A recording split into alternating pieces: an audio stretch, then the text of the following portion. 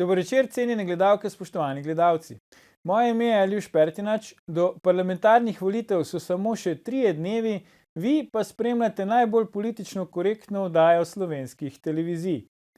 Prihodnjo sredo bo v Stožicah spet odmevala Mala terasa.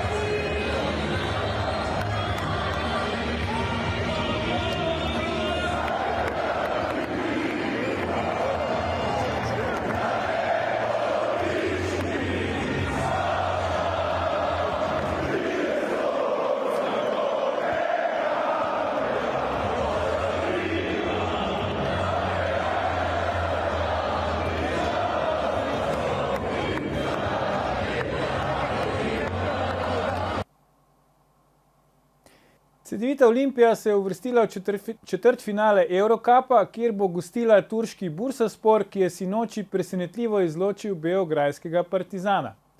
Naj se spet pokaže zmajevo srce. Sedaj pa se lotimo 116. oddaje jubilejne 5. sezone Faktorja na TV3. Resnica boli, komentarji še bolj. Danes bomo za vas komentirali soočenje z napako, kako bomo volili v nedeljo. Če bi se po jutru dan poznal, potem bi bila ta kampanja, če že ne najbolj prepričljiva, pa zagotovo najlepša. Kakšna je bila v resnici in kako bomo volili v nedeljo, se bomo pogovarjali z našo posebno gostjo, kandidatko za poslanko na listi Socialnih demokratov, magistro Petro Kuleto. Petra, dobrodošla. Dober večer. Naj povem gledalkam in gledalcem, da smo v oddajo povabili tudi poslanko Slovenske demokratske stranke in kandidatko Evo Irgl, ki pa je sodelovanje v oddaji žal zavrnila. Petra, mislim, da sta vidve z Evo Irgl, pa potem so bili še neki drugi kandidati, no, ampak bomo kasneje razložili, zakaj sta vidve posebej izstopale, sta bile na enem prvih, če ne celo prvem soočenju v tej kampanji na Planet TV. A slučajno veš, zakaj recimo Eva Irgl danes ni hotela priti s tabo v oddajo? Kaj si ti takrat tazga naredila, da ni hotela zdaj priti, če k nam v Faktor s tabo? Ne vem, mislim, da nisem jaz bila razlog za to, da ni prišla danes, ampak ja, smo pa res otvorili sezono skupaj še z 2 drugima kandidatoma in očitno jo bom jaz danes zaključila sama. Ja, to je malo škoda, ampak lej, midva sva tu, za tiste, ki jih ni, ne moreva odgovarjati. Zdaj, posebnost mogoče te volilne kampanje je bila, da je bilo veliko število TV soočenj, še celo več, kot smo jih bili do sedaj navajeni. Tudi Planet TV je organiziral soočenja številna, ki jih mogoče prej ni. In se mi zdi dobro, da ste tudi, bi rekel, kandidati dobili priložnost biti na teh soočenjih, da niso bili samo lideri strank, v narekovajih prvokategorniki. Kaj ti praviš na to? Da, vsekakor se mi zdi, da tista ta prava stranka pokaže tudi svoje kandidate, ne samo tistega ta glavnega, da tudi ljudje konec koncev vejo, koga volijo, ker za vsakim voditeljem mora stati neka ekipa, ki je trdna, in ko se sestavlja vlada, niso samo ministri ali pa samo poslanci, pa predsednik vlade, to zahteva ogromno število ljudi, ki morajo potem suportirati te, ki pač so frontmeni recimo v vladi ali pa v opoziciji. Ja, absolutno. Zdaj na tem soočenju, kjer sta nastopile z Evo Irgl, pa mislim, da je bil tudi minister za delo, družino, socialne zadeve, Janez Cigler Kralj in tako naprej. Pa Zmago Jelinčič, ja, taka zanimiva kombinacija se mi je zdela, no. Se mi zdi, da sta z poslanko Irglovo kar visoke standarde takrat postavile, tako kar se tiče nekih predvolilnih nastopov, kot tudi tega, na kak način se nastopa v smislu neke politične kulture, no. Takrat se mi je zdelo, da bo ta kampanja, bi rekel, na kar visokem nivoju, ampak zdaj, ko je končana, je vprašanje, če je ta nivo se obdržal. Kakšno je recimo tvoje mnenje, tvoj občutek kot kandidatke, kakšna je bila ta kampanja? Ja, začeli smo zelo politično korektno, obe, mislim, da z Evo sva dejansko pokazali svoj pravi obraz. Se tudi pri Evi, ki ima politično kilometrino, je vedno zelo korektna. Mene sicer še ne poznajo, ampak sem tudi na ta način pač na drugem političnem polu. Kolikor sem spremljala, predvsem soočenja, ja, bi lahko bilo boljše, no, ampak upam, da potem, ko se sestavi vlada, ko se sestavi nova sestava parlamenta, da pa vseeno bodo novi poslanci razumeli, da biti poslanec je poslanstvo in da moraš biti vzgled pri komunikaciji in da samo moč argumenta je tista, ki je ta prava, ne pa neke napadanja pod pasom. Ja, zdaj navajeni smo, ne, v Sloveniji, da pač glede na to, kam mediji nekako paše, tako tudi poroča v kampanji oziroma se tako obnaša do kandidatov strank, ki medijev niso tako blizu, no, ampak ti si nekako izjema, ne, mogoče, ki potrjuje to pravilo, ker po tem soočenju na Planet TV so te na nek način pohvalili ali pa izpostavili, ne samo na Siolu pa na Planet TV, ampak tudi recimo na Novi 24 TV. Pa me zanima, če so v stranki tvojih Socialnih demokratov to opazili in kakšne so bile reakcije na to? Jaz sem tudi strani stranke dobila same pohvale, glede na to, da pač sem nastopala po dolgem času na televiziji, da nisem znan obraz, čeprav stranki delam že kar nekaj časa, je tudi strani stranke bil zelo, zelo pozitiven odziv. Ja, zdaj nekako posebnost teh volitev ali pa zanimivost, ne, kar se tiče pač pola strank, ki niso sedaj v obstoječi vladni koaliciji, je seveda ta koalicija KUL in pa ta nastop Gibanja Svoboda, nove stranke dr. Roberta Goloba, ne, se o tem se bo še pogovarjala v oddaji. Predlagam pa, da si zdaj pogledamo, kaj si ti recimo dejala na temo Gibanja Svoboda, na tem enem prvih, če ne celo prvem soočenju. Poglejmo. Želela bi si, da bi pri gibanju, ki ga vodi gospod Golob, vedeli kaj več, predvsem vsebinskega in tudi konec koncev gre za volitve 88 kandidatov v državni zbor in bi želeli videti tudi, kdo so ti kandidati. Tako da mi se ne počutimo ogrožene, absolutno smo pripravljeni na dialog z vsemi, ki spoštujejo ustavo, človekove pravice, dostojanstvo vseh. Ja, evo, na vseh temu ni kaj dodati, ampak vseeno me zdaj zanima, ne, to je bilo na začetku kampanje, kako zdaj gledaš na to, ko je kampanja pred zaključkom, tako rekoč en dan je še, ne, potem nastopi volilni molk. Si ti zdaj spoznala kandidate Gibanja Svoboda, recimo saj kandidata, ki kandidira v tistem volilnem okraju, kjer ti sama kandidiraš? Sem, včeraj. Aha, ok, se pravi pred zadnji dan kampanje. Tako, dobro, v redu. tako. Bolje pozno kot nikoli. Ja, mislim, stvar je v tem, da jaz kandidiram v okraju, kjer tudi dejansko živim, ne? Kar je verjetno prednost. Kateri je to, se upravičujem? Jaz kandidiram v Bežigrad 1, tukaj v Ljubljani, to so Črnuče, četrtna skupnost Posavje, pa vse tam do Dola Beričevega, relativno velik okraj, ampak živim pa v Črnučah, ne? In je bistveno lažje ali pa bolje se mi zdi, da delaš kampanjo tam, kjer dejansko si doma. Nekaj ljudi že poznaš, tudi lažje se obrneš, bolj čutiš ljudi, ki so tam. Če pa si kandidat iz drugega konca Slovenije, verjetno tudi fizično ne moreš biti vsak dan na terenu in potem pač te ljudje tudi ne srečajo toliko. Zdaj pač, če si kandidat na listi stranke, ki ima dovolj medijske pozornosti, mogoče to ni toliko potrebno, ampak vseeno, če si želiš dejansko dobiti tisti glas od ljudi osebno, je prav, da si na terenu. Zdaj, v stranki Socialnih demokratov ste verjetno zdaj že kar navajeni, ne, da se zmerno pojavi neka stranka novih obrazov, vsaj od volitev leta 2011 je tako, ne, najprej pač Zoran Janković, pa potem Miro Cerar, pa potem Marjan Šarec, pa zdaj recimo dr. Robert Golob. Kako gledate na to? Ne? Nekako je pred tem, ko se pojavi ta stranka novih obrazov, je zmerom SD tista, ki bi naj bila glavni konkurent Janezu Janši za zmago na volitvah, pa se pa to nekako obrne. Kako v stranki recimo gledate na te stvari? Jaz lahko rečem za te volitve, zdaj, ker sem res toliko aktivno sodelovala, prej sem tudi pomagala, ampak zdaj sem res bila toliko aktivno vpletena, nam to ni vzelo neke energije, smo res šli na polno, še toliko bolj smo se potrudili, da smo bili med ljudmi, da smo delali z ljudmi, se mi zdi, da upam, da bo to na koncu vseeno opazno. Vse zase vem, da sem več kot mesec zdaj res bila vsak dan na terenu, dala res svoje privat življenje na stran, vsa zahvala možu, da je to potrpel, skrbel za otroke ta čas in sem si res želela spoznati ljudi, pa da tudi vejo, koga bodo pol volili, da to ni, ne vem, Tanja Fajon, ampak da če volijo mene in bojo dali meni glas in da je potem možnost, da če bom izvoljena, tudi zastopala, da bom zastopala njih. Ne. Ja, se to si takrat tudi rekla, ne? Se mi zdi, da pač pri Gibanju Svoboda je problem, da ne poznamo pač njihovih kandidatov. Nekako se mi zdi, to ni fair, ne, do vas kandidatov ostalih strank na nek način. Ne. Vi se trudite v kampanji, medtem recimo kandidati Gibanja Svoboda praktično vseeno, ali se pojavljajo, se ne pojavljajo, kdo je tam napisan, ker kdor bo obkrožil Gibanje Svoboda, bo verjetno obkrožil Roberta Goloba. Ne. Mislim, to je škoda, ne, ker v parlamentu, bo verjetno tudi Robert Golob izvoljen, ne, ampak sedelo bo še to 88 ljudi tam sedi, oziroma 90, če štejemo še manjšinca. In je prav, da ti veš, koga si volil, ne. Mislim, Robert Golob bo predsednik vlade ali pa pač kdorkoli že bo, ampak za njim so še ljudje in moraš poznati tudi tiste, ne. Zdaj verjetno pri stranki, ki je uveljavljena že nekaj časa, približno tudi veš, kaj zagovarja, ne. Pri novo nastali stranki je pa vprašanje tudi, koliko se ljudje med sabo znotraj stranke poznajo, ne. Ko bodo prišli do nekih temeljnih vprašanj, ko bo treba glasovati v parlamentu, ali vsi stojijo za isto stvarjo. To se v nekih starejših strankah težje zgodi, da pride do nekega resnih razlik v mnenju, ne, in potem pri glasovanju. Pri novejših je pa verjetno zna biti kdaj problem.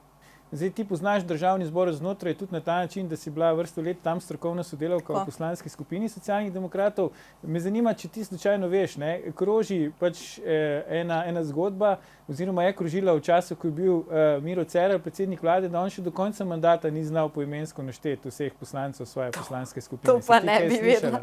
To imate novinarji mogoče več informacij. Ja. Ne, nisem slišala. Ker zna biti kar problem, ne. On je imel res takrat veliko, vsaj na začetku, ne, veliko poslansko skupino in je težko, če teh ljudi ne poznaš. Ja, ker je lažje je recimo tudi v času Pahorjeve vlade, ne, je bila poslanska skupina Socialnih demokratov relativno velika, ampak ko so prišli v poslansko skupino, so se med sabo poznali že in je potem tudi lažje delati, ne. Sploh, ker nekateri so stari, nekateri so novi poslanci in teče zadeva lažje, no. Tudi strokovno osebje zna, ve, kaj treba narediti in je potem lažje zagnati mašinerijo, da teče bolj gladko. Ja, absolutno. No, zdaj, kako velika bo katera poslanska skupina po teh volitvah, bodo seveda odločili volivke in volivci v nedeljo. Predlagam, da si zdaj vzamemo krajši premor, ampak ne nam videti, gledalci se vrnemo po oglasih, ko nadaljujejo s komentiranjem, kako bomo volili v nedeljo. Ostanite.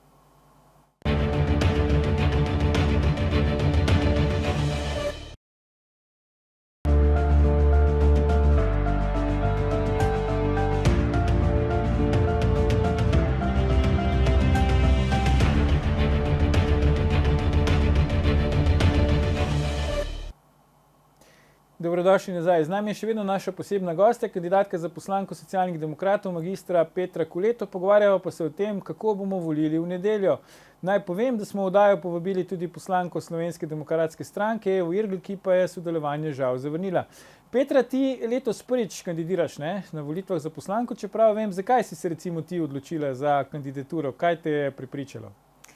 Jaz mislim, da zdaj sem toliko stara, imam dovolj že nekih življenjskih izkušenj, hkrati nisem prestara, premlada pa tudi ne, ker imam urejeno neko življenje, neke delovne dobe in mislim, da bi zdaj nujno morala narediti nekaj tudi v javni sferi. Ne? Nazadnje sem po izobrazbi politologinja, ne? In če koga, potem pa nas politologe skoraj morajo zanimati javne zadeve in upravljanje z njimi. To moraš skoraj ti tudi vedeti, ne? Ja, to se kar strinjam. Je pa res, da v zadnjem času nismo navajeni, da bi ravno pač politologi rinili na veliko v politiko, ne? Ja, ampak jaz mislim, pa že kot ženska se mi zdi, da je tudi nujno potrebno, da nas je mogoče tudi žensk več, izobraženih ljudi, da spremenimo pa obrnemo stvari v neko pravo, bolj spoštljivo smer in da delamo dejansko za ljudi, ne za svoje lastne, ta zadnje. No, ti si recimo, ko bi rekli, lahko v eni osebi tudi en lep model, ne, da se da usklajevati tako pač družino, materinstvo kot kariero, ne, si zdaj drugič že mama. Koliko imaš stara otroka? Ja, ta prvi je 9, ta drugi pa 9 mesecev. Tako da kampanjo delam s porodniške. Kampanja na porodniški, kako pa to izgleda recimo? Z veliko usklajevanja, z veliko dobre volje družinskih članov, predvsem moža in starejšega sina, z otrokom, brez otroka, vse variante smo preizkusili v tej kampanji, ampak njimi žal je zelo pozitivna izkušnja, ne glede na to, kakšen bo izid. Jaz sicer upam na zmago, ne, to bi bilo še vrhunsko, prva kampanja in pol še zmaga, ampak se da in upam, da je to tudi motivacija mogoče za druge mlajše ženske, da se odločijo mogoče tudi kakšnega takega podviga. No. Predvsem pa podpore vseh okrog. No. Ne vem. Tudi ti si voditelj, pa moraš usklajevati svoje življenje, večerne aktivnosti. Ne? To drži, ja, to nikakor ne bi smela biti ovira, ne, konec koncev, če se ne motim, mislim, da županja Trbovlj je zdaj že drugič na porodniški v času mandata, tako da očitno se da. Ampak tole sem te hotel vprašati, zdaj starejši sin je že toliko star, ne, da bi lahko tudi že malo kampanje delal za mamo. On je moj največji podpornik, tudi v šoli povabi vse, ki sem imela seveda, ne gre nobena volilna kampanja, ne more biti brez predvolilnega golaža, ne? To je bila moja želja. Če že delam prvič, mora biti do konca. Je povabil vse sošolce na predvolilni golaž in pridno delil balone. Aha, ok. No, se pravi, doma, če te prav razumem, te podpirajo. Ja, zelo. Je pa tvoj soprog, čeprav vem, je zdravnik, ne, ginekolog, porodničar. Zdaj zanima, a se vidva doma kaj pogovarjata o zdravstveni politiki ali je to bolj tabu tema pri vas? Ne, zelo na glas debatirava in se ne strinjava nujno vedno. Ok, ampak kam ga recimo vleče? Ne? Vemo, to je zdravstvo ena izmed glavnih tem, tudi v tej volilni kampanji. V bistvu je vsaki, ne? Verjetno tudi zaradi tega, ker to je nekaj, kar ljudje razumemo, ker vsak med nami je kdaj bil ali pa še bo verjetno pacient. Ne? Kako recimo ta vajna debata poteka oziroma kako ti vidiš on definitivno dela v javnem zavodu in je zaprisežen delavec v javnem zdravstvu, tako da tukaj sva na isti valovni dolžini, absolutno. Kako pa zadevo urediti, tule se pa najina mnenja že malo krešajo. Ampak ja, se pogovarjava, absolutno. Ne. Jaz svoje stališče, on svoje, ker vseeno on dela v stroki in vidi neke stvari, ki jih pa mogoče jaz kot političarka ne vidim. Ne. In se mi zdi, da bi jih lahko drugače pa zna pojasniti, da ene stvari se pa ne da tako, kot bi si jih jaz zamislila, recimo. Je koristno, no. Zdaj, ena izmed vročih tem znotraj zdravstva so tudi pač čakalne vrste, ki so verjetno v glavni meri posledice tudi tega, da imamo v Sloveniji pač po vseh kazalcih premalo zdravnikov. Ne? Kako ti to komentiraš? Pri mojemu možu ne more biti čakalnih vrst, ker dela v porodnišnici. Tako da tam jih zagotovo ni. Nerodno je, ne, sploh če iščeš. Saj že, ko dobiš otroka, da najdeš pediatra, je skoraj misija nemogoče. Ne. Tako da absolutno je treba to spremeniti. Ne. Če vsi vplačujemo, potem moramo tudi imeti možnost relativno kratkega dostopa do javnega zdravstva. A to še velja, da če imaš že enega otroka pri pediatru, da potem ta drug gre lažje ali hitreje, ali da lahko gre tja, ali ne več? Ni nujno. Ni nujno? Aha, Če imajo polno, imajo polno. Ja, razumem. Ampak čeprav vem, ne, tvoj soprog je seveda bil zraven pri porodu, ampak vsaj enkrat tudi v aktivni vlogi, ne? Obakrat v aktivni vlogi. Prvič sem prišla kar direkt k njemu dežurat, je vmes še skočil en carski res. Drugič sva pa bila sicer na dopustu, ampak je pol kar on prevzel, ker med dopusti nimajo toliko ljudi, pa je pol kar on zrihtal. Zdaj, verjetno to pomeni tudi, da si pri obeh porodih si bila relativno mirna, ne? Ker si imela tako rekoč strokovno pomoč ves čas. Jaz sem prvi vrsti zaupala babici, ki je vse zrihtala in tam so res babice, se mi zdi, tiste zdravniki pridejo na pomoč, ko gre kaj narobe. Pri meni je na srečo šlo obakrat gladko. Ja, jaz sicer nisem, ne, rodil sem bil po dvakrat zraven. Si bil pa zraven? Ja, in imam tudi podobno izkušnjo. No. Tudi meni se je zdelo, da je babica glavna. Ja. Tako da zanimivo, ampak da ne bova zdaj preveč zapletla v te zdravstvene teme. Zdaj, Petra, v nedeljo so volitve, ne vemo, predčasne volitve že potekajo. Danes je bil zadnji dan, ko je bilo možno pač predčasno glasovati. Vidimo, saj če sodimo po udeležbi na predčasnih volitvah, bo volilna udeležba visoka. To je na nek način dober znak, ne? To je absolutno dober znak, da se ljudje zavedajo, da v bistvu svojim glasom prispevajo k tem, kakšno Slovenijo si želijo. Ne? In če že mi, tudi jaz skozi celotno kampanjo, tudi če je kdo rekel, ja, pa ne volim vaše stranke, ni pomembno, pač treba je iti oddati svoj glas, pa voliti tisto, za kar misliš, da je pač najboljše. Ne vem, a ti si že bil na predčasnih volitvah? Ne, jaz nisem šel, jaz ponovadi grem voliti v nedeljo. Zdaj bom tudi šel, zato ker v nedeljo delamo tudi posebno volilno oddajo, Faktor, no, in bom šel preden bom šel na televizijo v službo, tako rekoč sproti, ne. Jaz sem na deželi, pa mi je to najbolj, ko bi rekel, najbolj komot, ne, v narekovaj. Tudi mi gremo družinsko. Okej, ja. Veš, kaj me še zanima, zdaj, kaj ti misliš, da recimo je glavni razlog za to, da bo, če bo, volilna udeležba tokrat višja? Jaz mislim, da po 2 letih te vlade, pa tudi konec koncev pomešane z epidemijo, vsemi ukrepi, z vsemi aferami, 2 leti se mi zdi, da se ukvarjamo samo politiko. Jaz bi si želela, da ko je neka oblast, da se o njej ne govori, da so samo vidni rezultati, ne pa da vsak dan je neka debata o tem, kaj je narobe, pa kako bi moglo biti drugače. Tako da mislim, da so ljudje naveličani, da si želijo spremembe, da želijo neko drugo politiko, mogoče in upam, da bodo ubrali neke mlajše, novejše obraze, ne nujno novih strank, ampak mogoče novejše obraze nekih etabliranih strank, od katerih že približno lahko vejo, kaj zagovarjajo. Zdaj, ti imaš izkušnje tudi iz izvršne veje oblasti, ne? Bila si državna sekretarka na Ministrstvu za kulturo, mislim, da pod ministrom Pozničem, sem prav povedal, jaz se to hitro menjavajo, da človek že pozabi. Zdaj, se mi zdi, no, da Slovenci zelo hitro nad vsako vlado na nek način obupamo, ne? Ko nastopi vlada, ima ponovadi visoko podporo, po že relativno kratkem času, tudi mandati, vidimo, so čedalje krajši, ne? Tudi v tem mandatu sta bile 2 vladi, hitro obupajo nad to vlado. Kakšne so tvoje izkušnje, recimo neposredne, s tem iz druge strani? Ja, da je, ne vem, 1 leto biti državni sekretar čisto premalo, da bi naredil veliko stvari, ne. Absolutno je nujen en mandat, če ne celo 2 za neke večje stvari. In meni se zdi ravno, ker se je mandat končal tako nekje na sredini, da je nekaj ostalo nedokončanega. In to me že 2 leti muči, no. Da se mi zdi, da bi mogla še več narediti. Pa je vseeno nam uspelo v tistem 1 letu pod ministrom Pozničem sprejeti zakon o kulturnem evru, ki ga prej 7 let niso, ampak vseeno, to, ki je bilo nastavljenega, in mi je žal, da v bistvu minister Simoniti mnogo stvari ni nadaljeval oziroma jih je celo zrušil, ne. Zdaj, pred ministrom Pozničem je bil minister Prešiček, ne, ki je odstopil. Pa me zdaj zanima, zdaj je relativno svež odstop, ne, včerajšnji ministra Podgorška za kmetijstvo. Kaj ti meniš o teh odstopih ministrov? Smo v Sloveniji zdaj nekako vzpostavili neke enakovredne, da tako rečem, in trdne standarde glede prevzemanja odgovornosti v politiki, ali je to še vedno odvisno od vsakega posameznika?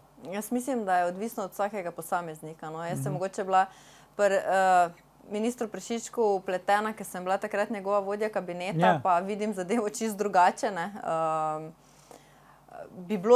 Je prav, da je odstopil, glede na to, kakšno medijsko gonjo je imel, ker tudi to vpliva potem na družino, pa vse, ne. Tudi če si ti, ko te mediji ujamejo, je težko se ven z tega skopati, tudi če nisi kriv.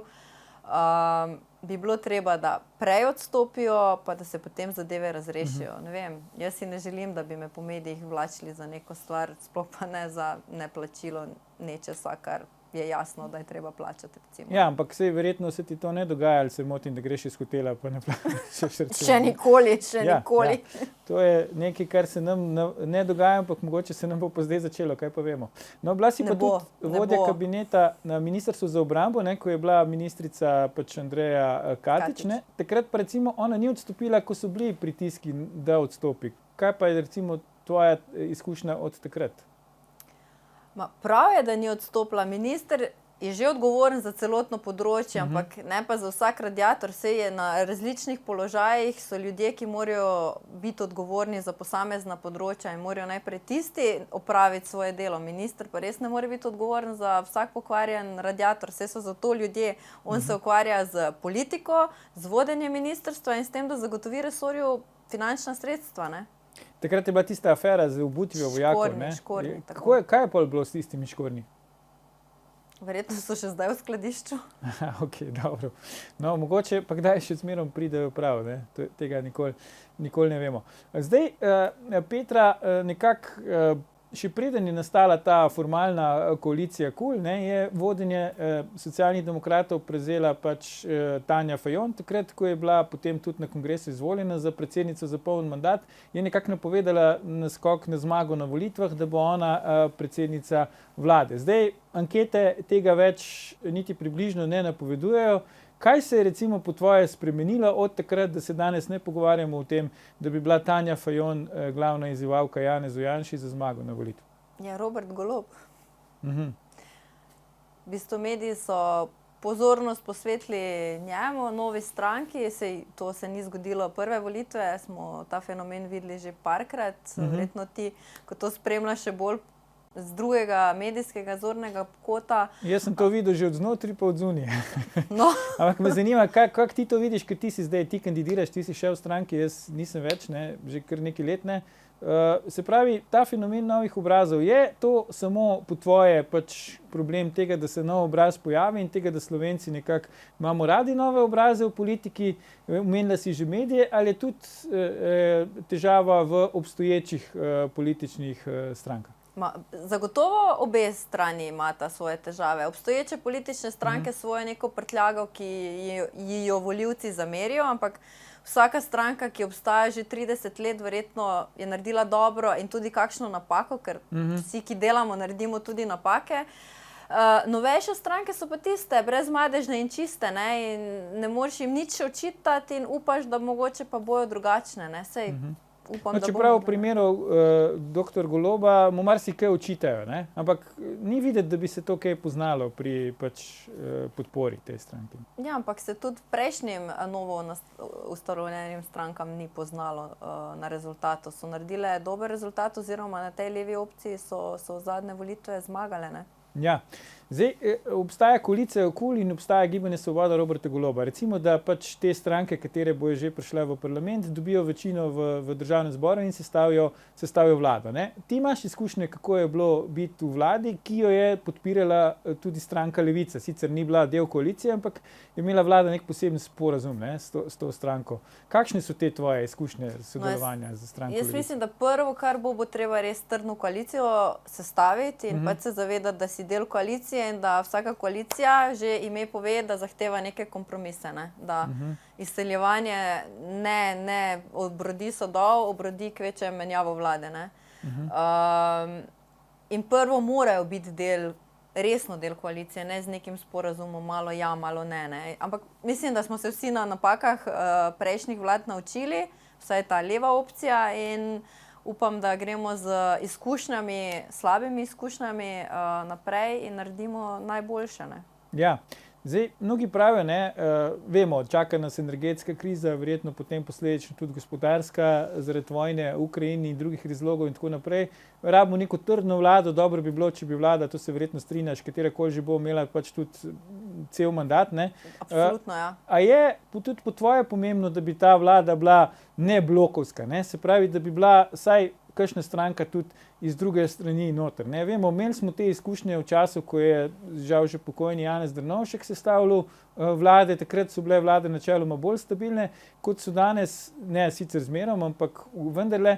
Kaj ti praviš na to? Bi ti podprla, če bi recimo SD šla v koalicijo tudi z kakšno stranko iz drugega političnega pola, naprimer Novo Slovenijo? Eno je, kaj bi si jaz želela, drugo je pa verjetno politična realnost. Jaz mislim, da v preteklem oziroma tem obstoječem mandatu je prišlo do tolikih zamer, da ta mandat je skoraj nemogoče, da bi se taka koalicija izvedla. Mogoče je tudi treba malo menjave generacij, menjave vodstev. Vsekakor pa za prihodnost tega ne bi izključila.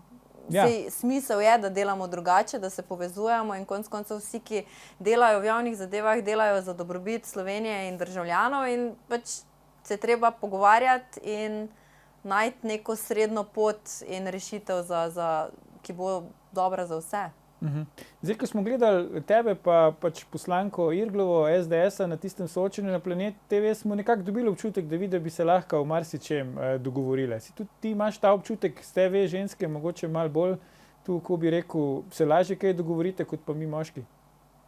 Ja, mislim, da se lahko dogovorimo in moški in ženske. Še najboljše je, če so mešani timi. Z Evo Irgl se bi zagotovo dogovorili stvari. Imamo pa ženske en drug princip, mogoče kot moški. No? No, zdaj ga lahko poveš, ker nihče ne gleda in posluša. Ne? Pa Kakšen moški princip? imate ta alfa samec princip, ženske pa mogoče se znamo malo bolj pomiriti, pa pogladiti stvari, pa predihati, pa potem nazaj priti, pa se še enkrat dogovoriti. No. Ja, to je res, ampak recimo SD zdaj ima predsednico stranke Tanjo Fajon, prvič v bistvu v zgodovini. Kako je imeti predsednico stranke? Ti si že kar nekaj časa v stranki, pa lahko zdaj primerjaš. Zdaj, to kampanjo super, ker ji ne manjka energije, ker je skozi z nami, ker je tudi na najbolj mikro stvareh prišla zraven, držala plakate, se pogovarjala z ljudmi in kar se tega tiče, se mi zdi, da nam je vsem kandidatom dala neko dodatno energijo, dodatno zagon, ne glede na vse javnomnenjske ankete, ki jih imamo. In to je ta, mogoče bom rekla, materinski princip, da drži vse skupaj, vse vogale, pritegne vse, nas bodri, tudi če mogoče ne kaže zdaj 30%. Ne? Ja, ok. Zdaj, nekako smo navajeni na volitvah, saj od leta 2008 naprej, da imamo nekako za Janšo ali pa proti Janši. Zdaj, verjetno pač podporniki obstoječe vlade ne razmišljajo o tem, da bi glasovali za stranke KUL ali pa Gibanje Svoboda. Zdaj, kaj pa tisti, recimo, ki ne podpirajo vlade, kako se zdaj naj odločijo, katero izmed, recimo, pa deva omejiti 4 strank članic koalicije KUL naj obkrožijo na volitvah, če gre v bistvu za koalicijo? Jaz mislim, da bodo zelo taktično se odločali. Ne? Pogledali bodo, da bojo dali, če se odločajo za neko levo opcijo, bojo pogledali tista, ki ima relativno možnost, da prestopi prag parlamentarni. Ne? Ker potem to je res glas nekomu, ki bo dejansko odločal potem o javnih zadevah. Se bojiš, da se bo veliko glasov izgubilo? Vemo, mislim, da 20 list strankarskih, oziroma ena celo nestrankarska kandidira na teh volitvah, to se mi zdi kar veliko. Se bojiš, da se bo dosti glasov izgubilo? Se pravi, da bojo dobile stranke glasove, ki potem ne bojo prišle v državni zbor? Pa jaz mislim, da ne bo. No. Tako se mi zdi, da bojo do konca tisti, ki bodo še niso glasovali. Tisti, ki so šli glasovati, so že vedeli, koga bojo glasovali, se mi zdi. Ne? Tisti, ki se bodo do nedelje še odločili, pa še kolebajo, bodo pa po moje zdaj premislili, kateri pol voliti in potem znotraj tega pola, katera izmed opcij ima dejansko realne možnosti, da pride v parlament. Ja. Ne vem, kakšen občutek imaš ti glede tega? Ja, jaz bi težko govoril o občutkih. Jaz mislim, da je pač više, ko je volilna udeležba, boljše je, se mi zdi, ker se mi zdi fajn, da ljudje grejo, da glasujejo in da se končno tudi katerakoli že oblast je po volitvah, da ima čim večjo legitimnost in prvi pogoj za to je seveda volilna udeležba. Zdaj posamičnih rezultatov pa ne bi upal napovedati, mislim, da bo še zelo zanimivo. No? Jaz s terena imam občutek, da so res ljudje zagreti, da grejo na volitve. Vsi so tudi, če, ne vem, ko smo jih nagovarjali, če niso, so rekli, joj, pa ne volimo vaše stranke, ampak na volitve bomo pa šli. Redko kdo je rekel, to me ne zanima, mi je vseeno, ne me obremenjevati s tem. Ja, ampak zdaj, ko me že sprašuješ, kaj jaz mislim, pa bom zdaj povedal nekaj, kaj mislim, pa me zanima tvoj komentar na to. Zdaj, teoretično, vemo, pač Janševa vlada je nastopila na predvečer epidemije, tako rekoč, se pravi, zdaj smo imeli 2 leti epidemije, vemo, sva že prej o tem govorila tudi v oddaji, vsaka vlada slovenska, del, ko je na oblasti, manj podpore ima, to je nekak slovenski fenomen, plus epidemija, vemo tudi Janez Janša že tako ali tako je sproži nek antagonizem proti sebi v velikem delu volilnega telesa. Če vse to skupaj seštejeva, Petra, zakaj se danes recimo 2 dni pred volitvam še zmerom ne ve, kdo bo zmagal volitve? Nekako logično bi bilo, da bi pač ta vlada, ta koalicija, ki je zdaj na oblasti, volitve izgubila, ampak sploh ni nujno, da bo tako. Pa sej prav, da se ne ve, to je demokratično. Da bomo videli v nedeljo, kdo se je bolj potrudil. Zdaj, če so ljudje aktualni vladi zaupali, bodo pač volili njih, če imajo tega dovolj, si želijo drugače.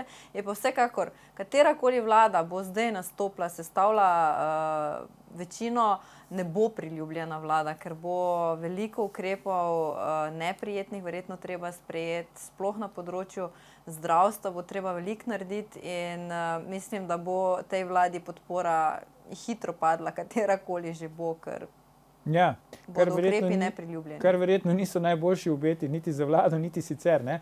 Ampak me zanima, če boš ti recimo osebno izvoljena v državni zbor, katero področje bi pokrivala, zakaj se boš recimo zavzemala?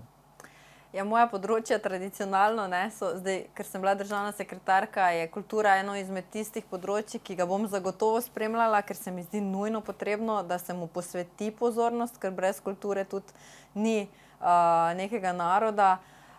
Obramba je moje področje, ker sem tam že vrsto let delala in mi je tudi ljuba, tako da bom rekla s puško in knjigo. Ja. Sem hotel reči, neko borbene pesmi, to se zveni kot borbene pesmi.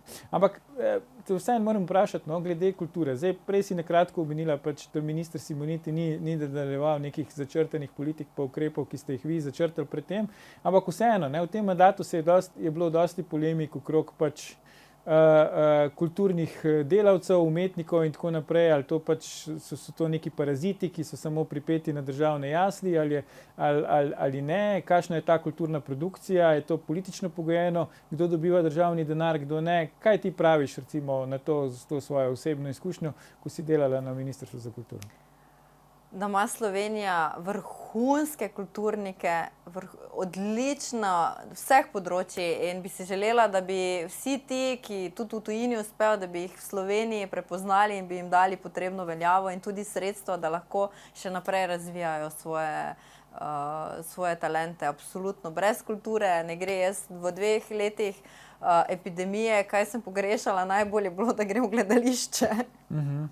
Zdaj si že bila, odkar ni več? Sem bila, mama bo doma. Zdaj pridno hodim spet. In kakšen je občutek po 2 letih? Je, kot da se ni nič vmes spremenilo ali je drugače? Ne, to je zdaj bilo postopoma, ker na začetku so še bili prostori vmes, pa maske, zdaj je že polna dvorana, pa brez mask, tako da je spet isto primerno vzdušje. In mislim, da so tudi vsi umetniki veseli, da lahko spet nastopajo pred publiko, ker vizualna uprizoritvena umetnost, to je umetnost, ki potrebuje publiko, da sodeluje z njo. Ja. Kaj pa na področju obrambe, recimo me zanima, zdaj bila je debata pred kratkim ali pa pred časom, okoli ponovne uvedbe obveznega služenja vojaškega roka. Kaj ti recimo praviš na to? Jaz nisem za ponovno uvedbo vojaškega roka, sem pa absolutno za to, da se bolj promovira prostovoljno služenje vojaškega roka, da konec koncev tako ženske kot fantje spoznajo tudi to področje delovanja. Moj sin ga bom prepričala, da če se le da naj gre, nikoli ne vemo. Ukrajina je zelo blizu. Ja. Ok, to je, se mi zdi, ni ravno pogosto, da bi mama sinu želela, da gre v vojsko, ampak ok. Pa ne v vojsko, prostovoljno služenje vojaškega roka. Razumem, ja. Okay. Za vojsko se bo pa sam odločil. Da je pripravljen po principu, nič nas ne sme presenetiti. Ja. Petra Koleto, počasi se bližava koncu oddaje, tako da evo, zaključno sporočilo te volilne kampanje, izvoli. Jaz si želim, da se tisti, ki še niso udeležili letošnjih predčasnih volitev, udeležijo nedeljskih volitev in da skupaj spremenimo Slovenijo na bolje in da bo drugače. Kaj pa bo drugače, ker to je eden izmed očitkov, da je volilni slogan Socialnih demokratov drugače na bolje. Aha, okay. Na bolje, ne pa na slabše. Ja. Čisto za konec, ti boš verjetno pričakala rezultate v svojem volilnem štabu, ali kako volitev v nedeljo? Kako to zgleda recimo? Mi se bomo vsi zbrali na centrali Socialnih demokratov na Levstikovi in počakali rezultate, da vidimo, kdo bo nazdrav. Nazdravljali bomo vsi veseli, da je konec in ker smo res opravili dobro delo in nazdravljali tistim, ki bodo izvoljeni. Ja, zdaj, tako kot vsem ostalim kandidatom, ki so nastopili v naši oddaji zdaj pred volitvami, tudi tebi seveda vse dobro oziroma srečno na volitvah. To je bila, gledalke, gledalci, magistra Petra Koleto. Petra, najlepša hvala za gostovanje v naši oddaji. Hkrati pa je bil to tudi zadnji predvolilni, že 723. Faktor na TV3. Glejte našo oddajo tudi jutri in v soboto, v nedeljo pa nikakor ne spregledajte posebne volilne oddaje z analizami in rezultati vzporednih volitev. Začnemo že ob 18:30. Ne zamudite, predvsem pa ne pozabite. Ni vseeno, kdo kaj reče.